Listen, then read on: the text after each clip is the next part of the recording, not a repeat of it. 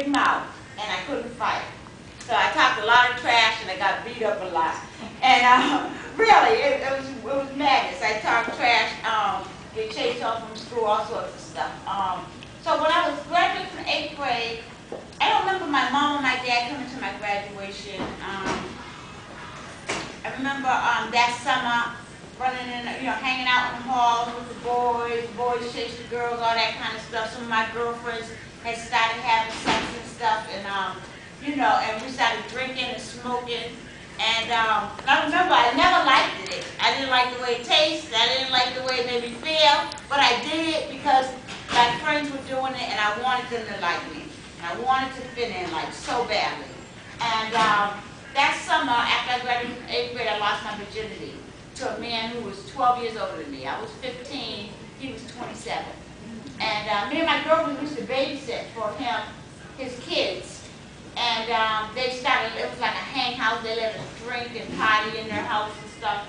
And they got me and my girlfriend drunk, and they took our virginity.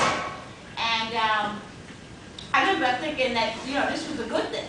That, I skipped boys and I went straight to men, so that made me special. And he told me he loved me, and I believed him. What I found out a year later after I got pregnant and had a child was that my daughter was his 10th child. So, like, I wasn't one in a million, but I was young and dumb and just, anything this man said, he was abusive. From the time I was with him, he started slapping me, twisting my arm, punching, just doing stuff. He would hit me if I smiled at a guy. He would say that I was flirting with the guy, and he would hit me. And, and I was only 15, so I couldn't live with him.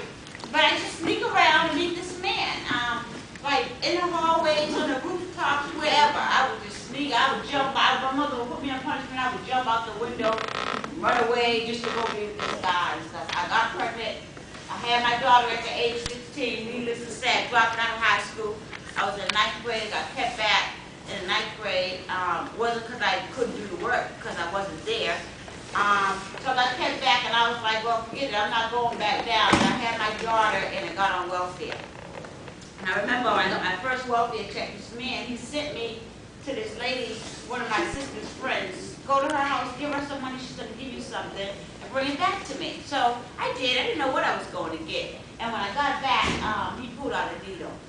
He shot himself up with drugs, and he shot me up with drugs. And I need to say that I was scared to death of needles.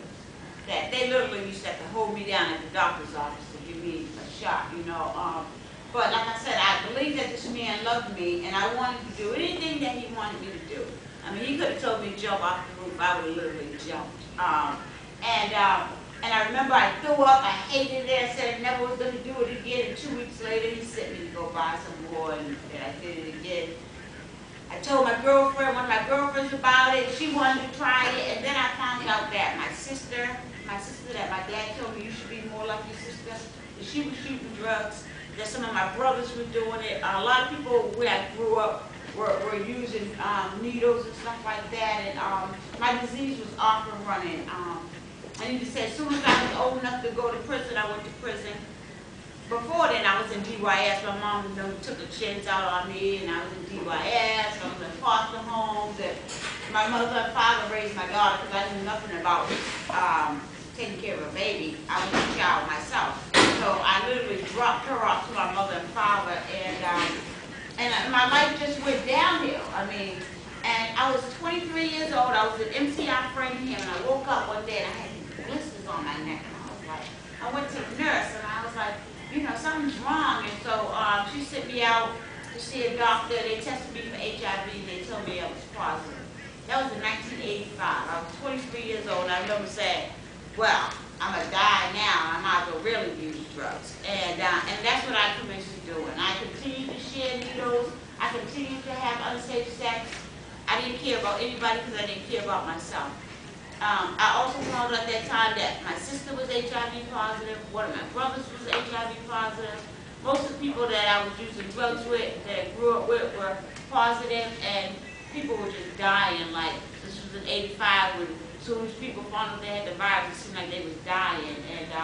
And I remember just like, really just like wanting to die. I don't you know, have sores all over me, and I don't want to look how I had seen other people look that had AIDS back then. And I remember just trying to use to die. But God had something else planned for me, and I didn't die. And I remember going to a detox. I've been to lots of detoxes. I would go to detoxes and rest, gain a few pounds, you know, be able to put my makeup on straight or whatever, and then I'd go back out to the streets. And I remember this last time I went, this guy came up there, and I remember I used to say he was one of the real dopey. And he came there, he was standing straight up, and he was shining. And I had never seen this man stand straight up. He was always bent over, nodding on the corner. He had the big swollen hands and sores and abscesses and stuff. And he was talking about this program, this new way of life. And I remember saying, if a dope fiend like that can get clean, then I can too. And they talked about a 12-step program